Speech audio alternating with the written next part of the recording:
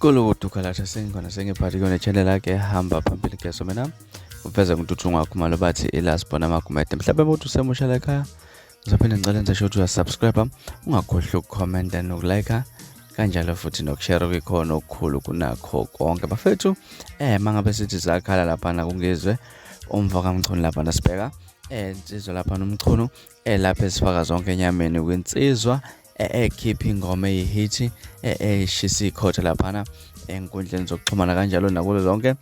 izwe elikamthana laphana insizwa uMjabulisi kungizwe umfaka mculo usevelo dedela inyama clip lapha esifaka khona zonke enyameni uyona insizwa uMjabulisi ngichaza kakhulu ukuthi utheni kodwa nje ngokukhulu ukuphuthuma ake ngivele ngidedele clip ukuthi umacengwane uthini mangabe ekhuluma laphana kuyona insizwa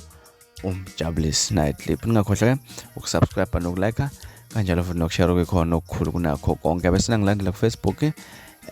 @RadioNkezo set enisiphathahle nibe nosuku lumnandi ngithanda kakhulu